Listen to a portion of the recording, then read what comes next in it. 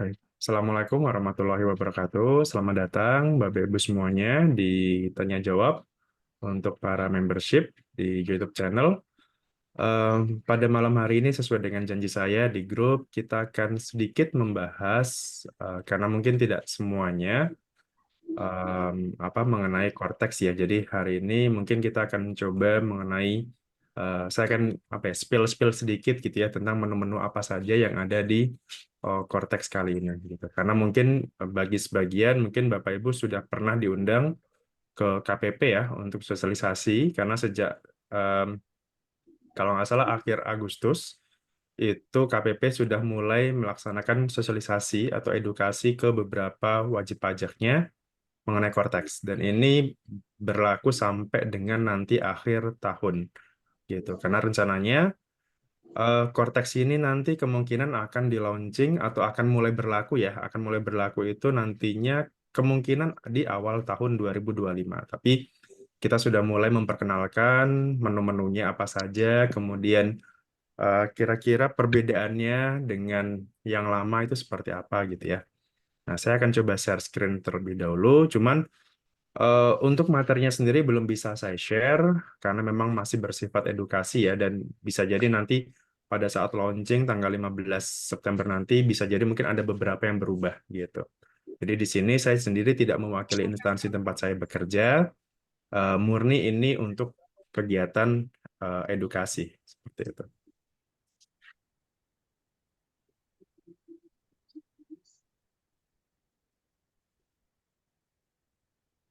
Oke. Nah, eh, kurang lebih seperti ini ya untuk slide-nya. Jadi terbatas untuk kegiatan edukasi dan Eh, untuk slide-nya sendiri belum bisa saya berikan karena memang tidak diperbolehkan ya oleh DJP untuk menyebarluaskan sebenarnya gitu. Cuman saya yakin beberapa dari sini Bapak Ibu sudah mendapatkan slide ini sebenarnya. Jadi ya itu saya nggak bisa memaksa ya gitu untuk men-take down atau gimana gitu. Itu tanggung jawab pribadi masing-masing gitu.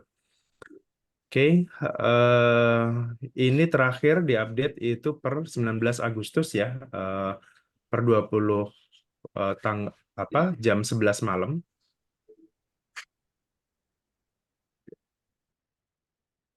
Nah, di sini. Jadi di sini saya akan, nah biasanya nanti bagi yang sudah pernah ikut sosialisasi ya atau edukasi, itu biasanya mereka akan dibagi menjadi 3 aktivitas atau 3 sesi ya. Sesi pertama, sesi kedua, dan sesi ketiga. Karena biasanya aktivitas edukasinya itu sehari full. Biasanya dari jam 9 sampai jam 4 sore biasanya gitu. Dan itu tadi ya ada 3 sesi di sini. Dan ini ada beberapa yang biru-biru ini itu adalah hal-hal yang menjadi highlight atau menjadi sesuatu yang nanti akan ditampilkan di Cortex gitu. Kita mulai jadi tapi di sini selama kurang lebih sejam karena ini baru istilahnya pembuka saja.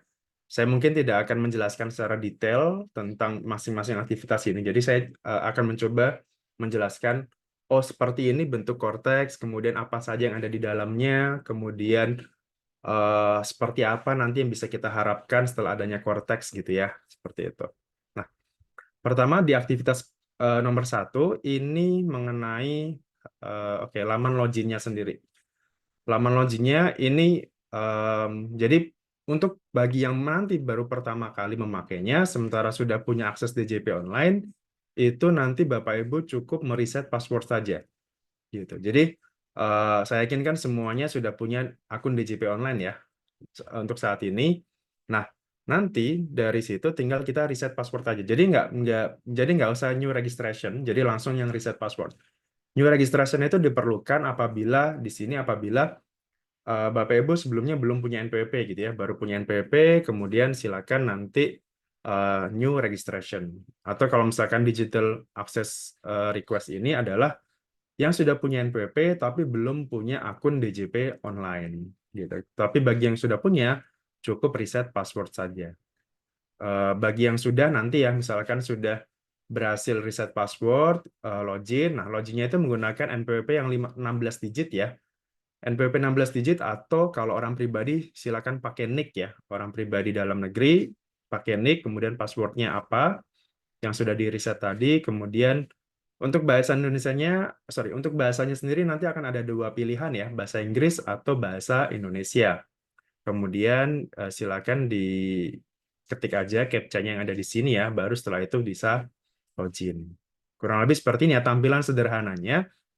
eh saya nggak tahu alamat Cortex nanti menggunakan apa ya, alamat email apa, alamat lamannya seperti apa gitu. Karena itu memang belum belum diberitahu, entah itu misalkan cortex.pajak.go.id atau mungkin tetap pakai DJP online dan sebagainya, kita belum tahu itu semua gitu. Nah, berikutnya bagi yang mau reset password tadi ya, reset password itu secara default NP apa email nanti reset password itu akan dikirim ke email yang menyambung email yang ada di DJP Online. Jadi pastikan alamat email DJP Online kita itu aktif dan bisa diakses ya. Pak, bagaimana kalau emailnya sudah ganti? Ya silakan, berarti harus sebaiknya apa namanya? Sebaiknya ubah Pak, ubah email dulu ya gitu. Ubah email dulu atau ubah identitas eh, nomor telepon, email yang kira-kira nanti akan kita gunakan. Gitu. Itu yang harus diperhatikan pertama. Jadi mengenai email ini. Nah, kemudian ini adalah tampilan pertama ya mengenai ini adalah tampilan pertama dari Cortex gitu. Jadi di sini ada beberapa menu. Kemudian ini ya, 6 ini adalah versinya, versi Cortex-nya. Kemudian 7 ini adalah versi bahasanya. Nah, 8 9 ini yang penting ya. Ini adalah semacam notifikasi ya. Yang bentuknya ini adalah dokumen, notifikasi dokumen masuk, dan yang bentuknya lonceng ini adalah notifikasi. Dokumen ini yang penting, dan ini salah satu kelebihan dari Cortex ya, adalah semua dokumen terkait dengan kita sebagai wajib pajak itu otomatis akan masuk ke sini. Apapun itu, misalkan terkait dengan SPT misalkan. SPT apa? Bukti penerimaan SPT, kemudian STP, surat tagihan pajak. Jadi kalau misalkan kalau sekarang itu kan kalau Bapak Ibu mau terima STP gitu ya, itu kan kita biasanya terima fisiknya dulu nih. Jadi AR membuat STP tagihan pajak, kemudian nanti baru bisa kita bayarkan ketika misalkan STP fisiknya sudah kita terima. Nah, nanti ke depannya setelah adanya Cortex ini, AR ketika bikin STP, STP-nya itu otomatis akan masuk ke eh, ini notifikasi atau icon dokumen yang masuk. Termasuk juga misalkan kalau ada SP2DK, ada mungkin SP2, pemeriksaan dan sebagainya ya, seperti itu. Termasuk juga tadi ya SPT gitu. SPT, bukti penerimaan atau bukti penyetoran segala macam itu masuknya ke sini semua. Dan yang notifikasi itu adalah ini ya. Jadi misalkan karena WP Badan itu kan nanti akan saya jelaskan ada istilahnya impersonate user gitu ya. Jadi kalau sekarang DJP online atau kalau sekarang ya yang sekarang kita mau lapor SPT tahunan badan misalkan. Itu kan kita harus login menggunakan akun NPWP badan kita ya. Jadi misalkan saya punya PT nih, namanya PT-nya Raka misalkan. Untuk yang sekarang, ketika saya mau lapor SPT tahunan atau lapor e-Bupot atau apa gitu ya, kan saya harus login ke DJP online menggunakan NPWP-nya Raka ini, NPWP badan ini. Nah, nanti itu nggak ada yang seperti itu. Akun itu hanya bisa digunakan, jadi tidak ada istilah akun wajib pajak badan. Yang ada adalah akun wajib pajak orang pribadi yang bertanggung jawab di perusahaan tersebut. Jadi misalkan saya seorang direkturnya nih, saya direkturnya dari PT Nyaraka ini. Maka nanti ketika saya login ke Cortex, itu saya akan ada dua akun ya.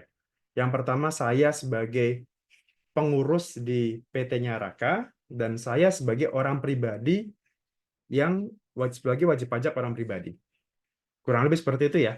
Nanti sistem loginnya Cortex itu seperti itu. Jadi tidak ada lagi yang kita login menggunakan NPWP badan gitu, nggak ada. Harusnya ya, sejauh yang saya tahu sampai dengan saat ini Kurang lebih seperti itu info yang didapat. Oke, itu tadi ya, ini tampilan awalnya. Jadi Bapak Ibu bisa lihat di sini ada portal, ada e-faktur, ada e-Bupot, ada SPT, ada pembayaran, buku besar, layanan wajib pajak, manajemen akses, dan sebagainya.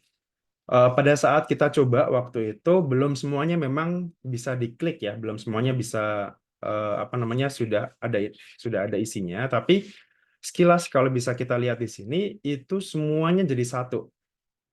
Kalau sekarang itu kan misalkan e-faktur ada sendiri aplikasinya, e-Bupot ada sendiri, SPT ada sendiri, mau bayar cuman bisa bikin kode billingnya. Kemudian layanan wajib pajak lainnya, misalkan apa?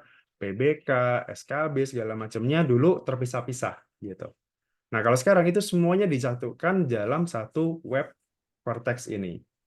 Itu salah satu keunggulan Cortex tadi ya, terintegrasi tadi gitu. Cukup. Terintegrasi gitu.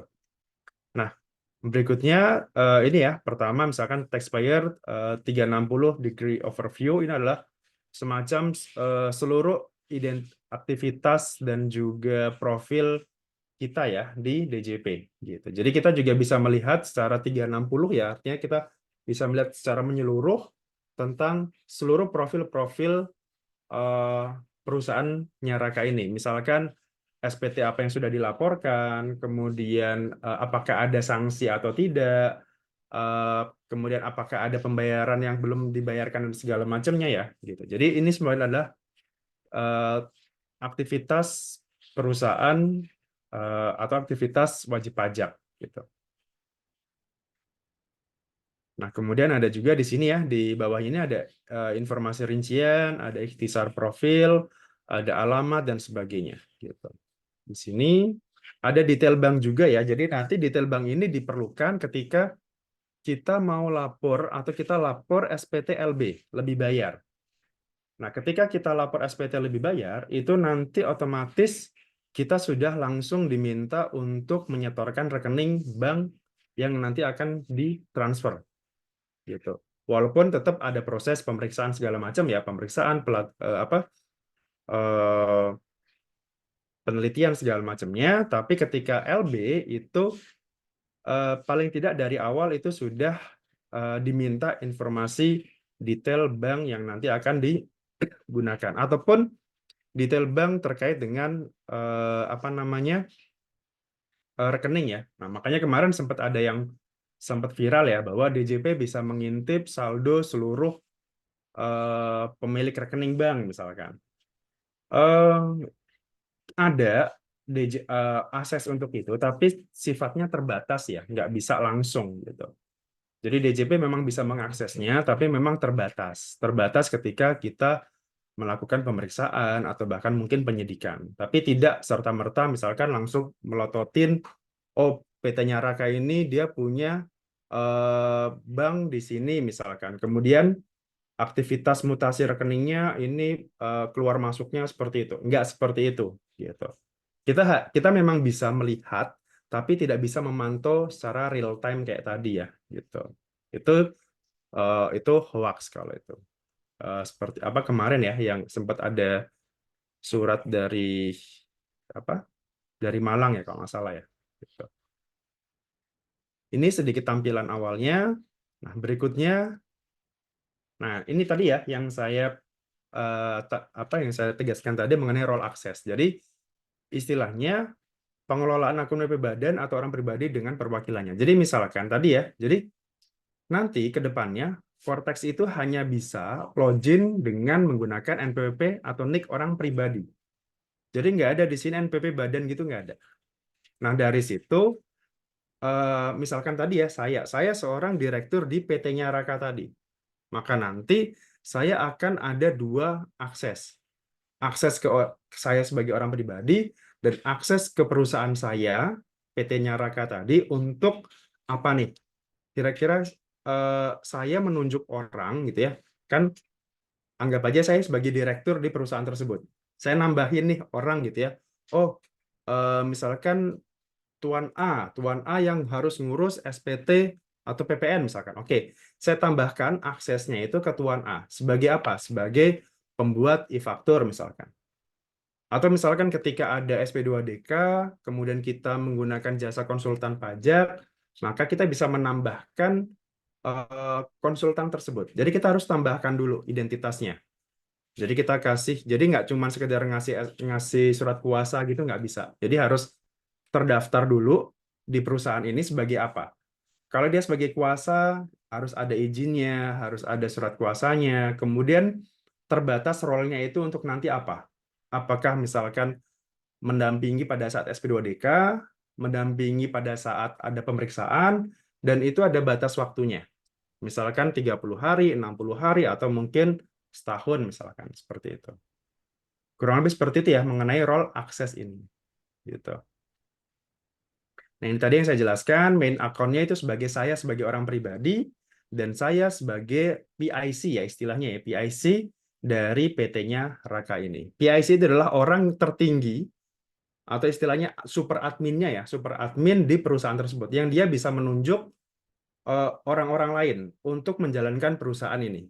Misalkan menunjuk seorang manajer untuk mengurus pembukuannya, menunjuk kepala kepala pajaknya gitu ya, atau manajer pajaknya itu untuk mengurus SPT tahunan misalkan segala macam. Jadi kita bisa nunjuk kuasa ataupun pegawai-pegawai yang berperan ya untuk menginput yang ada di Cortex ini. Oke, itu tadi. Ini nggak usah. Ini pada saat edukasi aja ya. Jadi nggak bisa dilakukan di luar jam kerja dan di luar KPP ini nggak bisa. Nah, kemudian untuk digital sertifikatnya itu memang harus menggunakan digital sertifikat orang pribadi gitu. Nah, bisa langsung diajukan dari sini. Jadi kalau sekarang kan ada sertel badan ya. Kalau nanti udah nggak ada lagi. Jadi harus sertelnya bersifat orang pribadi. Tadi yang PIC tadi, yang pemilik akses utamanya tadi. Dia harus mengajukan permohonan kode otorisasi. Tapi nggak perlu ini ya, nggak perlu apa namanya ke KPP ya. Atau kalau misalkan sudah punya pihak ketiga, contohnya kalau Sertel kan misalkan punya Privi gitu ya. Kalau yang swasta itu bisa kita gunakan gitu. Punya Privi atau dari BRIN atau dari BSSN atau dari Peruri kalau memang sudah punya, maka itu juga bisa digunakan sebagai Sertel untuk tanda tangan digital ini. Gitu. Itu tadi mengenai Sartel. Nah, update data ini tadi ya, sekilas aja bahwa tadi ya, misalkan saya sebagai PIC, perusahaan ini menunjuk orang gitu ya untuk mengelola perusahaan. Misalkan dia sebagai apa? Dia sebagai staf pajak tadi, misalkan dia sebagai kuasa, dia sebagai manajer dan segala macam, saya harus menunjuk orang-orang itu. Dan ketika saya ditunjuk, misalkan saya menunjuk orang gitu ya, misalkan Tuan A tadi sebagai staf pajak, yang role-nya itu hanya bisa untuk menginput faktur saja misalkan. Ya sudah, berarti ketika saya login, ketika Tuan A tadi ya, ketika Tuan A tadi login di Cortex, maka nanti dia akan ada dua role juga. Role dia sebagai orang pribadi, dia sendiri, dan role dia sebagai staf pajak di PT-nya Raka tadi, yang mana dia hanya bisa mengakses untuk membuat faktur pajak saja. Jadi istilahnya sama kayak kalau kita bekerja gitu ya. Bekerja misalkan bagian pajaknya kan berarti cuman nginput SPT, cuman nginput e-faktur, cuman nginput bukti potong, udah selesai. Tapi dia nggak bisa dia tapi dia nggak boleh nih ngakses ngakses hal lain gitu ya, misalkan terkait keuangan perusahaan, HRD atau apapun gitu ya, file-file penting perusahaan itu dia nggak bisa akses. Gitu. Kurang lebih seperti itu ya ketika sudah ditunjuk sebagai related person istilahnya gitu.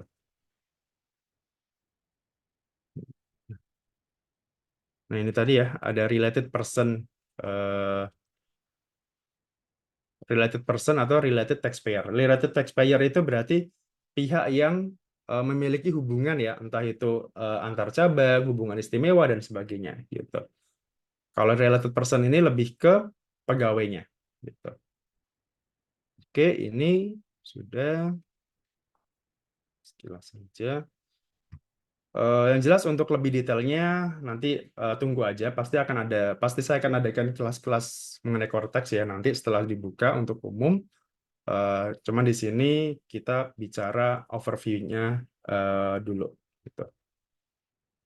Ini tadi ya menampilkan hak akses itu bagi misalkan tadi saya sebagai PIC, saya sebagai direktur utama menunjuk Tuan A untuk ngurus eh, apa namanya admin pajak gitu ya, Rahamudi. Udah berarti tadi eh, saya akan add gitu ya di informasi rincian ini, kemudian add, kemudian related person tadi masukkan identitasnya segala macam. Baru nanti dia bisa ketika login, maka dia bisa assign rule-nya ya. Assign rule-nya itu sebagai apa gitu. Apakah ini ya, misalkan membuat laporan keuangan, membuat laporan SPT masa misalkan. Ya sudah berarti sebatas itu saja nanti yang dia bisa lakukan di Cortex ini gitu. Selain dirinya sendiri ya. Selain dia punya akun Cortex sendiri gitu. Kuasa juga sama. Jadi kalau perusahaan memiliki kuasa atau konsultan, maka konsultan itu harus daftar dulu, harus terdaftar dulu ke DJP ya. Karena kalau enggak kita bisa nolak. Gitu. DJP bisa nolak bahwa dia tidak terdaftar. Gitu. Jadi pastikan bagi yang saat ini sebagai konsultan, pastikan pada saat nanti mendampingi wajib pajaknya itu sudah diinput di Cortex, gitu. Sudah terdaftar di Cortex. Kalau enggak AR-nya gitu ya, AR-nya atau mungkin pemeriksanya bisa menolak dengan alasan itu.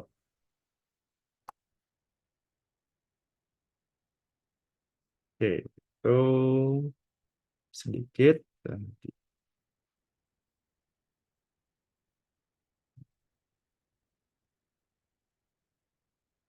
Pencabutan surat kuasa juga ya sama ya, kalau misalkan udah selesai nih, atau mungkin mau ganti konsultan ya udah bisa aja dicabut kuasanya. Gitu. Oke, caranya nanti ya, saya jelaskan aja di kelas yang lebih detail. Nah, ini tadi ya, ada yang namanya taxpayer 360 degree overview. Ini adalah seluruh seluruh eh, apa ya, ikhtisar profil DJ wajib pajak yang ada di DJP ya, gitu. Jadi wajib pajak juga bisa melihat gitu ya, kira-kira apa namanya detail alamat, detail yang sudah dilaporkan, detail bank, berisi informasi rekening bank milik wajib pajak. Bagaimana nanti kalau ini nggak diisi? Nah, saya nggak tahu ya, apakah ada sanksinya atau tidak, gitu. Cuman sejauh ini detail bank itu paling tidak digunakan untuk kalau misalkan ada LB, gitu. Saya nggak tahu nanti apakah ini terisi otomatis atau enggak ya. Kita tunggu aja. Mungkin ini yang kemarin sempat di rame ya. Jangan-jangan nanti bisa ngintip nih datanya. Ya bisa, tapi harus ada mekanisme khususnya gitu. Nggak bisa langsung kita langsung bisa ngelihat masukkan rekening, bisa langsung bisa ngelihat semua gitu nggak. Gitu. Harus ada syarat dan ketentuannya.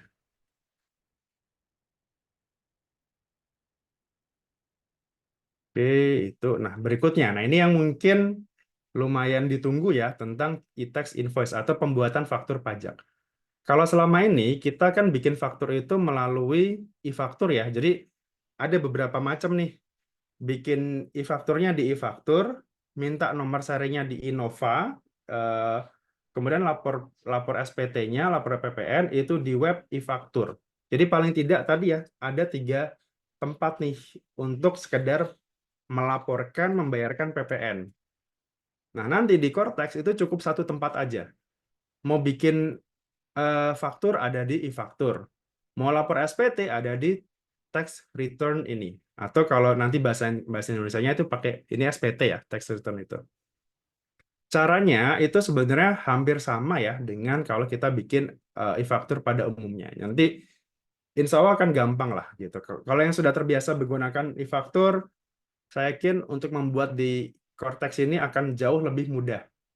Dan yang harus diperhatikan adalah eh, nomornya itu nggak perlu kita minta. Jadi sama seperti e-Bupot gitu ya, sudah otomatis terisi nanti. Jadi nggak perlu, Pak, apakah masih harus nih, misalkan permintaan nomor seri faktur pajak gitu ya, itu harusnya udah nggak ada lagi nanti. Nah ini ya, ini ada ada beberapa menu. Jadi kalau yang di bawah ini itu adalah apa istilahnya macam-macamnya ya, menu-menunya ya. Output tax ini berarti pajak keluaran. Kalau kita bandingkan dengan yang sekarang ya, ini pajak keluaran, pajak masukan, ini retur ya, retur penjualan, ini retur pembelian. Kemudian yang bawah ini adalah dokumen spesial atau dokumen yang dipersamakan dengan faktur pajak. Gitu. Jadi secara umum ini masih sama. Nah, kalau membuat faktur itu kita create dulu ya. Misalkan mau buat faktur pajak keluaran nih, kita create output tax ya. Create apa? Create output tax ini. Oh iya, tadi ini ya pajak masukan, ini retur, ini retur pajak masukan, dokumen lain. Oke, ini tadi. Nah, kita akan saya jelaskan sedikit ya mengenai faktur keluaran ini. Jadi misalkan gini, ini kan sekarang ya posisinya PT ABC adalah PKB bergerak di bidang penjualan barang elektronik nih. Pada tanggal sekian menjual 10 buah televisi dengan nominal per TV-nya itu 5 juta kepada PT DF. Cara membuat faktur pajaknya gimana? Nah, klik di e-tax invoice ini ya. E-tax invoice, kemudian create output invoice, ini berarti pajak keluaran.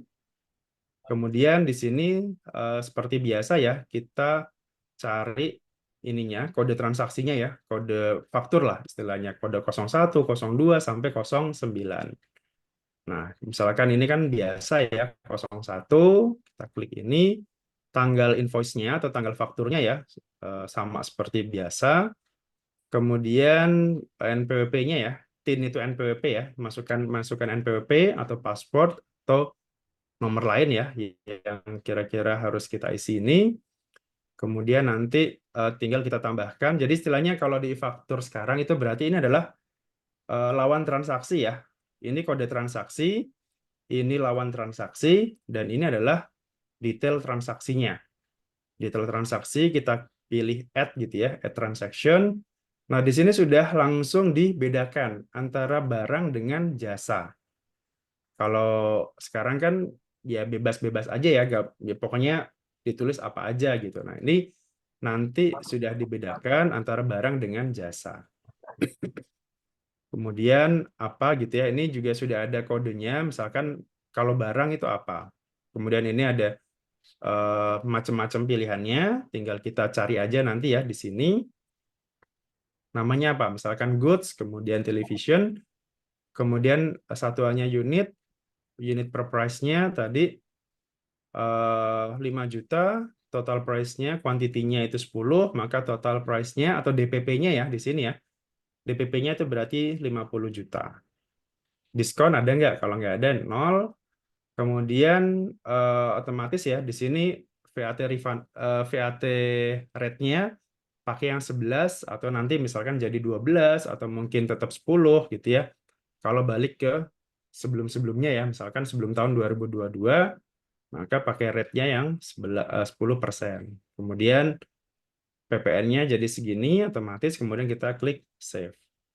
STGL ini PPN BM ya, Sales Tax on Luxury Goods gitu ya, pajak penjualan atas barang mewah. Oke, kita save. Nah, kemudian seperti ini datanya, data transaksinya tadi ya, kemudian kita submit gitu. Jadi sama seperti yang Jadi menurut saya malah lebih mudah ya di sini ya. Jadi kalau yang sudah familiar dengan pernah membuat faktur pajak dan pernah membuat bukti potong, itu gabungan antara itu. Jadi sekilas yang saya lihat ya, jadi harusnya sih nanti nggak akan butuh waktu lama lah untuk adaptasi di sini. Nah, kemudian kalau sudah tanda tangan dokumen. Nah, ini tadi ya tanda tangan dokumen. Misalkan tadi staf saya yang buat tadi ya, staf saya yang buat sebagai admin pajak, maka nanti pada saat submit, nanti akan muncul nih notifikasi ke saya sebagai direktur tadi. Ke direktur, oh saya ada notifikasi nih, tanda tangan e-faktur misalkan. Ya sudah, berarti silakan confirm sign di sini gitu.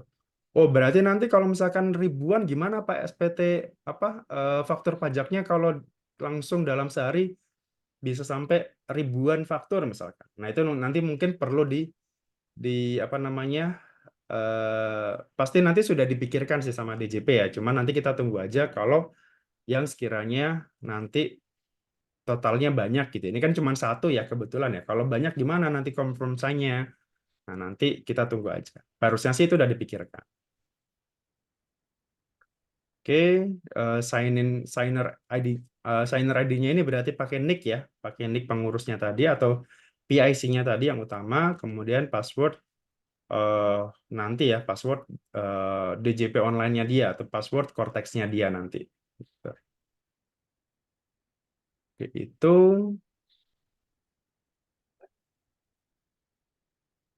Nah, kemudian statusnya itu ada yang created itu berarti belum validasi ya tadi ya. Masih kalau sekarang istilahnya baru buat dulu ya, belum bisa dihapus, belum bisa diedit istilahnya. Approve itu berarti artinya dia sudah approval ya dari DJP. Kemudian ada juga eh, cancel berarti faktur pajak batal, atau amended itu berarti faktur pajak pengganti ya atau diganti gitu. Amended itu berarti diganti. Atau juga save invalid artinya ini berarti masih ini kalau kita gunakan fitur impor. Nah, nanti juga tetap akan ada ya fitur impornya. Kalau sekarang kan kita menggunakan CSV ya. CSV kemudian kita impor ke e-faktur. Atau kalau eBookPod itu ada juga fitur impornya juga. Nah, nanti di Cortex juga sama, tetap akan ada fitur impornya, tapi nanti menggunakan format XML, bukan XLS, bukan CSV. Ini format baru XML, tapi eh, harusnya sih tidak terlalu susah ya untuk membuat format seperti ini. Karena nanti sudah ada template-templatenya. Jadi tinggal kita download aja, kita masukkan, kita impor lagi ke Cortex, harusnya nanti datanya akan tergenerate gitu. Kurang lebih cara kerjanya seperti itu.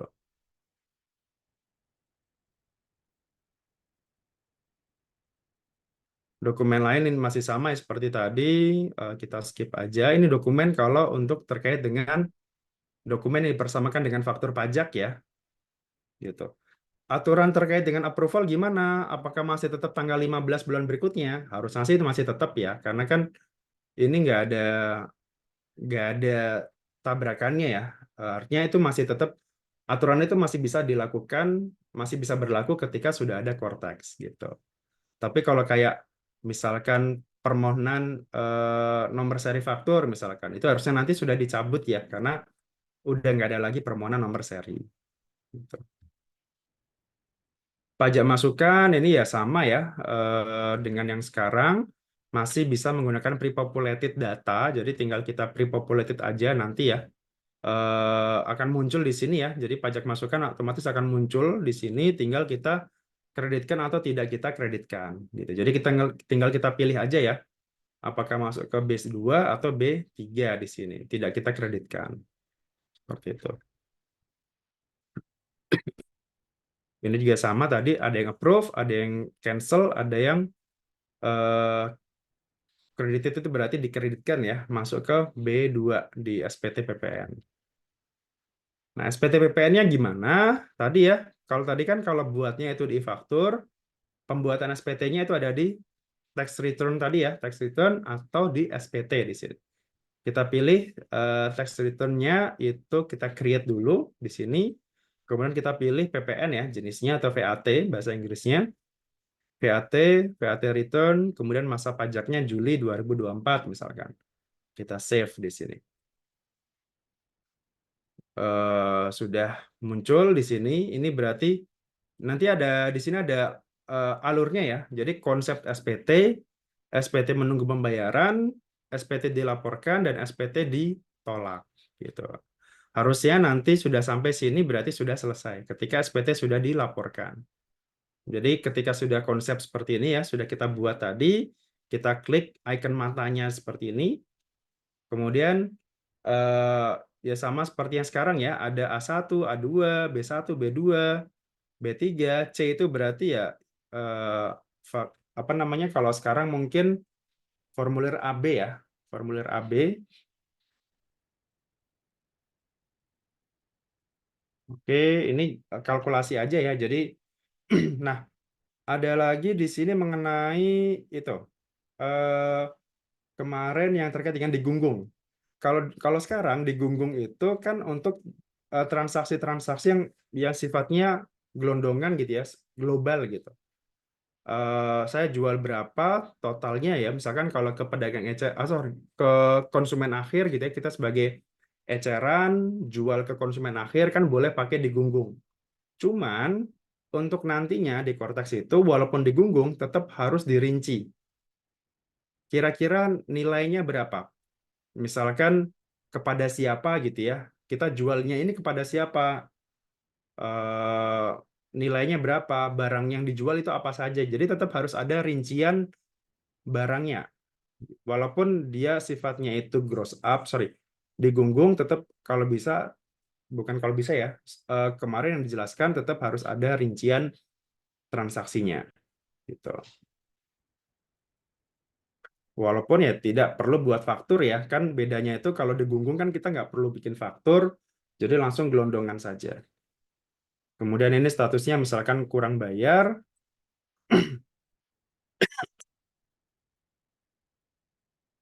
ini sekilas mengenai PPN, jadi ininya masih sama ya, apa namanya bentuknya itu, misalkan ini tadi pajak masukan ya, pajak masukan, ini perhitungan PKPM-nya ya, mekanisme pajak keluaran pajak masukan. Ada PPN KMS, pembayaran kembali pajak masukan yang tidak dapat dikreditkan, PPN BM-nya ya, Sales Tax on Luxury Goods, dan seterusnya di sini sampai nanti SPT-nya sudah lengkap, kemudian Pay and Submit. Nah ini penting ya. Jadi kalau sekarang, kalau nanti ya, ketika Cortex, ketika kita sudah bayar, maka itu sudah otomatis lapor. Jadi kalau sekarang itu kan kita bayar dulu, masukkan NTPN, baru kita klik submit gitu ya. Ada dua langkah di situ. Sementara nanti itu apa namanya langsung ya. Jadi ketika kita bayar maka bisa langsung submit gitu. Jadi nggak perlu menunggu jeda gitu ya. Nggak perlu menunggu ada NTPN-nya segala macam baru kita input gitu. Nggak usah nanti. Seperti itu ya. Jadi pay and submit itu dalam satu langkah gitu. Oke, kemudian, nah ini ada dua pembayaran nanti ya, menggunakan kode billing seperti biasa ya. Jadi kita create dulu kode billingnya, baru dibayarkan nanti ke bank atau ke internet banking dan sebagainya. Atau nanti kita gunakan deposit balance transfer. Nanti saya akan jelaskan apa itu deposit balance nanti. Gitu. Oke, kalau sudah, nah ini bentuk billingnya seperti ini ya, kode billingnya, kemudian bayar. Kalau sudah bayar ya, kalau sudah bayar, klik pay di sini, bayar, kemudian banknya kemana gitu ya, kita pilih banknya ke siapa, kemudian kalau sudah SPT dilaporkan, kita sudah lapor di sini, sorry, kalau sudah berarti ya apa ada di sini ya, ada namanya bukti penerimaan elektroniknya gitu ya, BPS-nya di sini, gitu.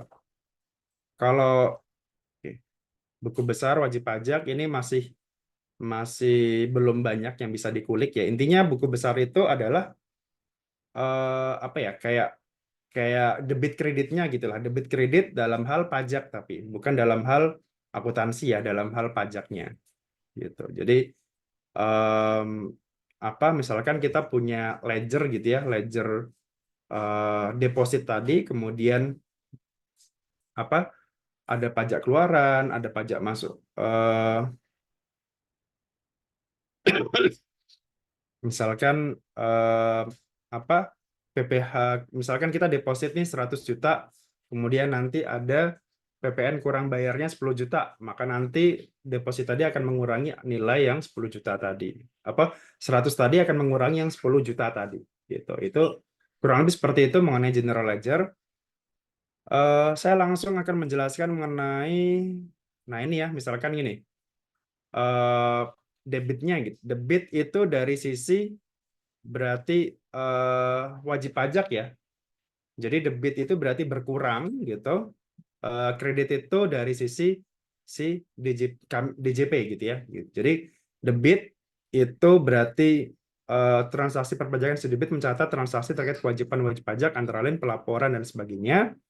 Sementara kalau dari sisi kredit itu eh, dari sisi menggambarkan hak yang dimiliki, misalkan lebih bayar. Jadi kalau ada kelebihan bayar itu berapa gitu ya, misalkan sisanya gitu.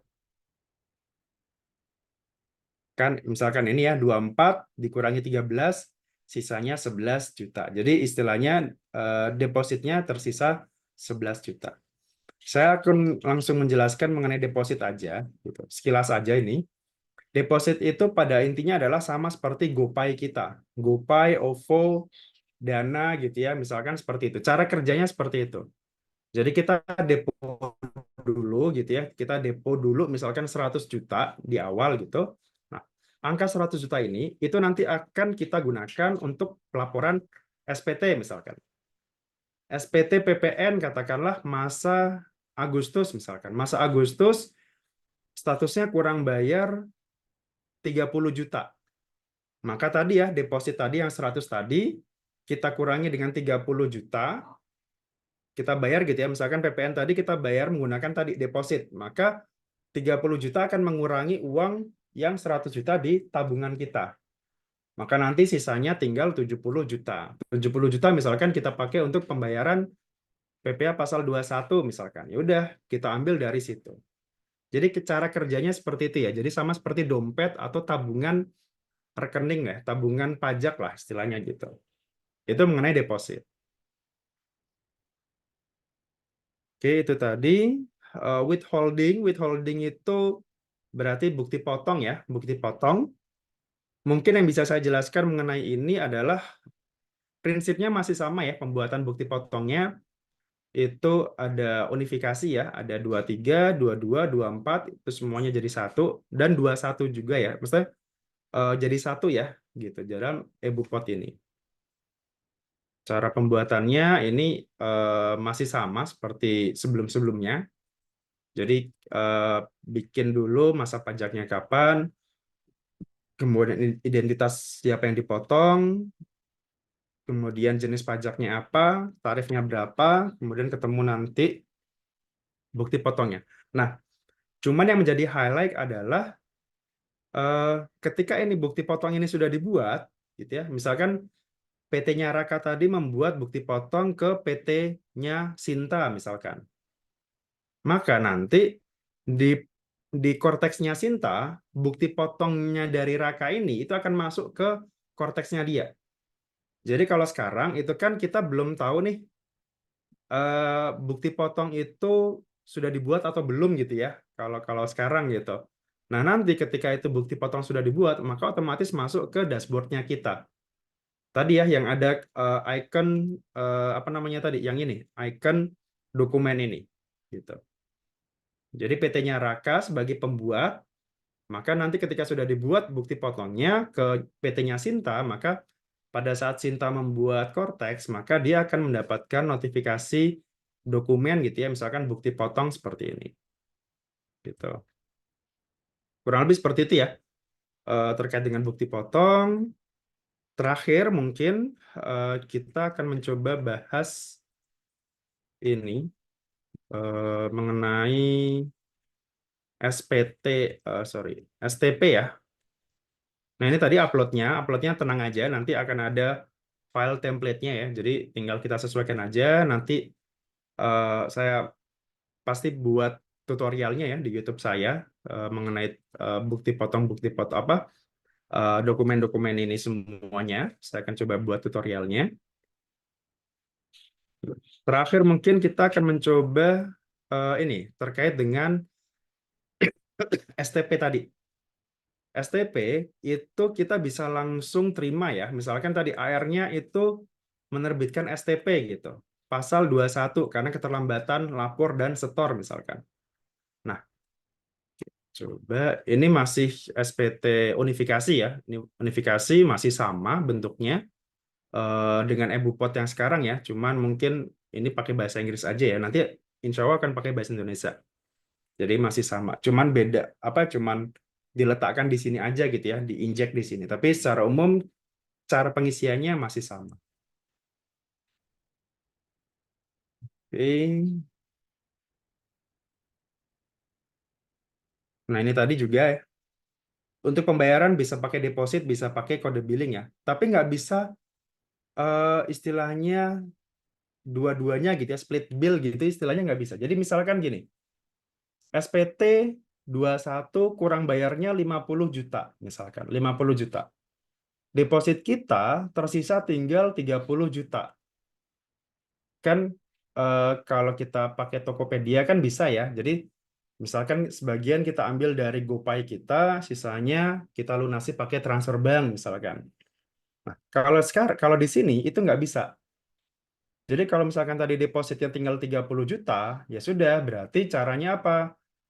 Pakai ya cara pertama bisa langsung bayar semuanya pakai kode billing ya. Buat kode billing 50 juta langsung kita bayarkan ke bank misalkan. Bisa seperti itu.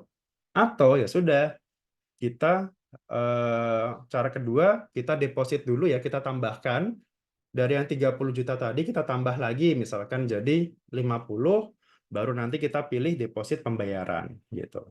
Cara dua-duanya sama gitu. Cuman tadi ya nggak bisa dibagi gitu. Misalkan ini 30, ini 20 nggak bisa. Jadi harus 50 di sini atau 50 di sini. Oke, SPT tahunan badan ini mungkin agak nanti aja ya kita jelaskan, mungkin di minggu depannya aja. Nanti kita akan bahas mengenai SPT badan karena lumayan berbeda gitu ya, bukan lumayan berbeda, sangat berbeda dengan yang ada sekarang ini gitu. Kalau sekarang kan pakai e-form ya, termasuk juga nanti yang SPT tahunan orang pribadi. Gitu. Kita skip aja dulu yang ini, minggu depan insya Allah kita lanjut lagi. Oke.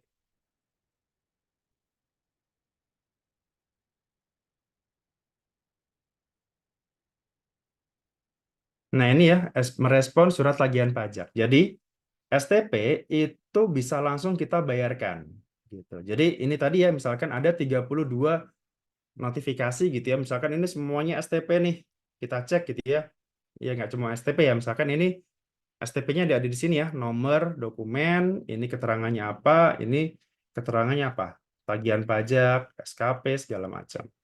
Kalau mau bayar, tinggal kita klik saja di sini ya. Kita download dulu misalkan. Kita download STP kita. Bentuknya ya sama ya seperti STP untuk saat ini. Sekarang bentuknya seperti ini. Kemudian kalau sudah, kita pilih pembayaran ya. Jadi untuk mendownload dokumen-dokumen semuanya itu ada di sini. Tapi kalau pembayaran itu kita pilih yang ini. Layanan pembuatan kode billing atas tagih pajak. Gitu. Jadi kita bisa langsung bayar dari sini. Gitu. Tinggal kita checklist aja kira-kira STP mana yang mau kita bayarkan terlebih dahulu. Kita checklist ini misalkan kemudian bayarnya pakai apa? Pakai billing atau pakai deposit. Kurang lebih seperti itu ya mengenai STP. Jadi nggak ada alasan lagi misalkan Pak STP-nya belum saya terima misalkan. Ya berarti nggak mungkin ya gitu. Karena ini udah pasti masuk gitu. Ketika AR sudah buat STP maka otomatis akan masuk ke sistem Cortex-nya wajib pajak. Oke, paling kurang lebih seperti itu dulu untuk yang kita sesi ini ya, karena ini coba saya rangkum aja dalam 1 jam, kurang lebih 1 jam, karena aslinya tadi ya, kalau aslinya itu biasanya dari jam 9 dipotong istirahat siang, lanjut lagi sampai jam 4 sore biasanya gitu. Itu full materi semuanya. Nah, saya akan coba sedikit menjelaskan. Nah, di sini tadi ternyata banyak yang menanyakan mengenai digunggung ya. Digunggung itu istilahnya saya sendiri eh, kenapa dinamakan digunggung juga saya belum ini. Cuman sederhananya gini, digunggung itu adalah fasilitas PPN yang ada di SPT PPN untuk para apa ya istilahnya yang tidak bisa kita terbitkan faktur pajak gitu. Yang tidak perlu kita terbitkan faktur pajak. Contohnya apa di Gunggung itu? Misalkan kalau saya punya usaha retail. Tadi contohnya ada Indomaret tadi ya. Indomaret misalkan. Itu retail usahanya. Tapi pernahkah kita belanja gitu ya di Indomaret, pada saat kita bayar, kita diterbitkan faktur pajak? Enggak. Saya yakin Indomaret tadi PKP, pasti PKP biasanya, karena omsetnya udah pasti di atas 4,8. Tapi pada saat kita bayar ke kasir, kita nggak dikasih faktur. Kenapa? Karena struk belanja itu sudah dianggap sebagai faktur pajak. Gitu. Nah, itulah yang dimaksud dengan faktur pajak digunggung tadi ya istilahnya, PPN yang digunggung. Jadi tidak perlu membuat faktur pajak yang tadi, yang lengkap tadi, tapi tetap setiap transaksinya itu kita tetap harus pungut PPN.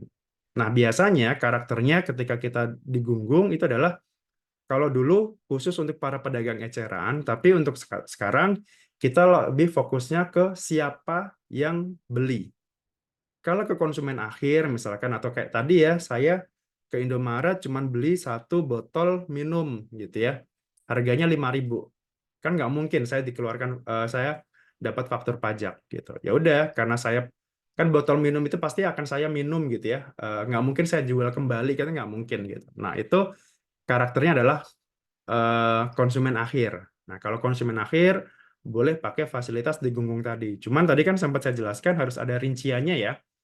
Nah rincian jadi saya belum dapat infonya seperti apa template dari di Gunggung tadi gitu ya. Cuman harusnya sih nggak akan yang detail banget ya, harus ada nama pembelinya segala macam, karena ya ya kalau kayak gitu ya sama aja dengan membuat faktur pajak ya gitu. Tapi mungkin kayak misalkan rincian barang ini dijual berapa, nilainya berapa, atau tetap ada rinciannya lah gitu.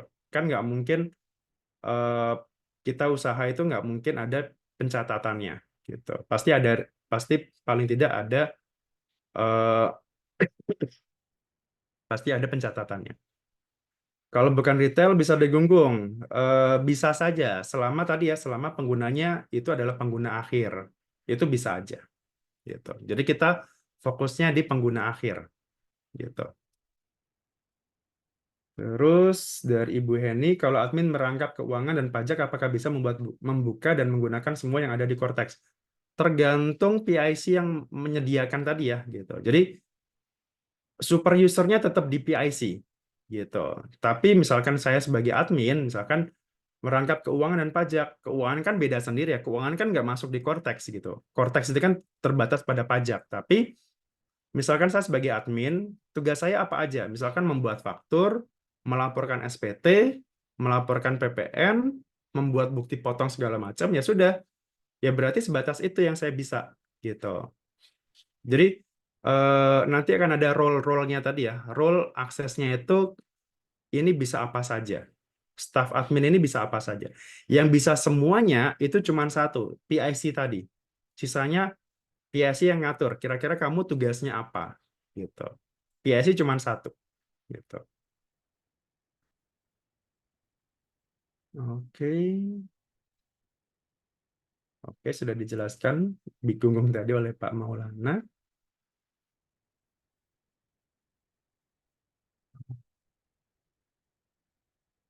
Setelah Cortex, apakah masih ada PJAP?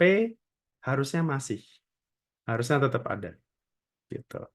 Karena PJAP juga kan nggak mau kalah ya sama Cortex gitu.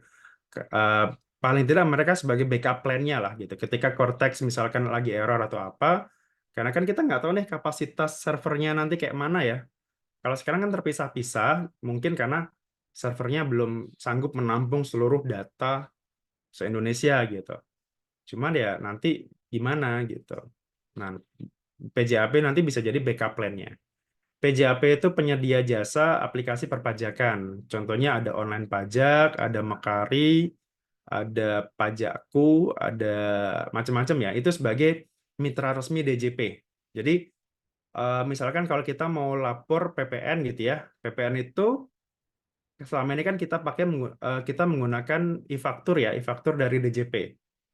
Nah, solusinya ketika bukan solusi ya, salah satu cara membuat faktur pajak itu bukan cuma dari DJP tapi juga dari PJAP tadi. Contohnya ada di online pajak, ada di Mekari tadi. Itu mereka bisa dan resmi ya.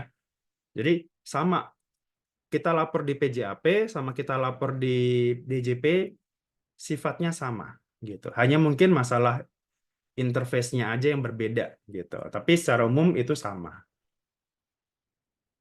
Kalau sudah Kortas, apakah pengajuan normanya masih ada? Tetap harusnya masih ada. Karena kan itu aturan ya. Cuman paling nanti di menu sebelah mananya aja. Paling nanti kita cari gitu. Kalau kalau aturan-aturan seperti itu tetap harus berjalan sih sepertinya.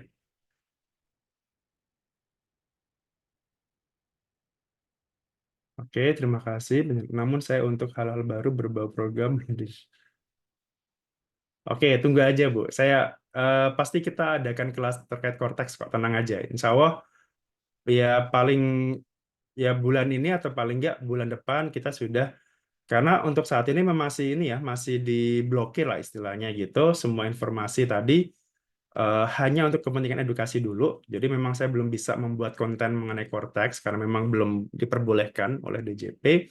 Tapi nanti ketika sudah diakses untuk umum, kita bisa langsung apa ya? Tunggu aja lah nanti di grup atau di YouTube saya atau di IG saya nanti eh, apa biasanya akan kita kirim via email atau via WA kapan eh, tanggalnya di mana dan sebagainya. Gitu.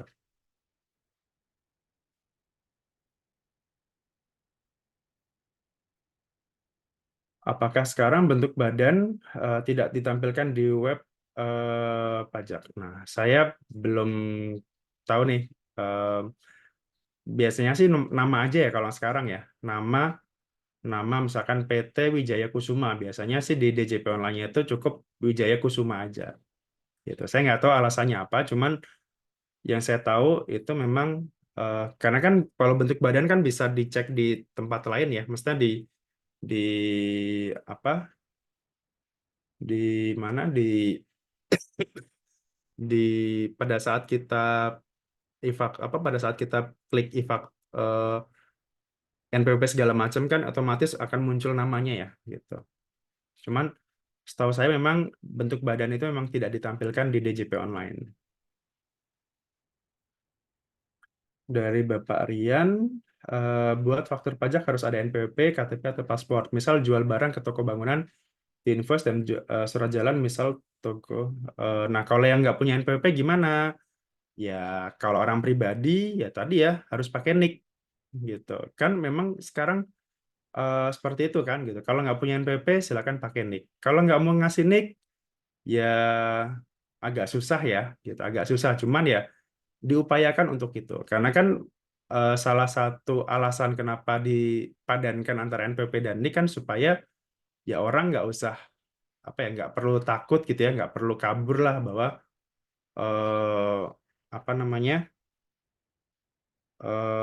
ketahuan gitu ya belinya berapa segala macam gitu. Cuman kalau memang benar-benar nggak bisa, nah saya nanti nggak tahu nih seperti apa gitu ya apakah bisa dipakai 000 atau bisa pakai eh, keterangan lain gitu ya gitu. Cuman upayakan ketika kita mau bikin faktur yang biasa ya, yang standar ya.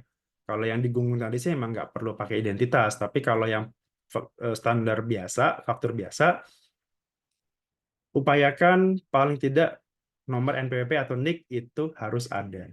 Karena itu untuk transparansi data aja, bahwa kalau enggak gitu ya, nah data pembeliannya nggak akan masuk ke DJP. Gitu. Kurang lebih seperti itu ya, kenapa harus ada NIK atau NPWP tadi. Oke, mungkin itu terkait dengan apa sedikit kisi-kisi ya mengenai Cortex. Insya Allah kita akan lanjut lagi minggu depan. Kita akan bahas di bab berikutnya mengenai SPT ya, karena jujur untuk SPT kayaknya nanti bakalan banyak poin yang berbeda dan bikin kaget gitu ya. Eh, Sekilas gitu ya, impresi saya pertama bisa lebih mudah, bisa lebih susah gitu ya. Karena bener-bener beda, bener-bener baru gitu ya. Formnya segala macam. Karena nanti nggak akan ada lagi form itu namanya 1770S, SS gitu nggak ada. Yang adalah form SPT tahunan. Nggak ada perbedaan dia pakai 70, SS, S itu nggak ada lagi. Gitu. Itu untuk yang orang pribadi. Badan lebih detail lagi, lebih kompleks lagi nanti. Gitu. Oke, itu saja dari saya. Terima kasih Bapak Ibu semuanya. Selamat malam. Semoga sehat selalu. Kita jumpa lagi insya Allah di minggu depan. Terima kasih atas supportnya yang sudah masih menjadi membership. Semoga channel saya semakin berkembang, informasinya juga semakin up to date, dan saya harapkan doa terbaik dari Bapak Ibu semuanya. Oke, selamat malam, selamat istirahat Bapak Ibu semua. Assalamualaikum warahmatullahi wabarakatuh. Selamat malam Pak Pari, terima kasih. Iya, Pak. Waalaikumsalam warahmatullahi Si Pak wabarakatuh. Pari. Baik, terima kasih Bapak Ibu semuanya. Izin Pak saya Pari. mematikan webinarnya.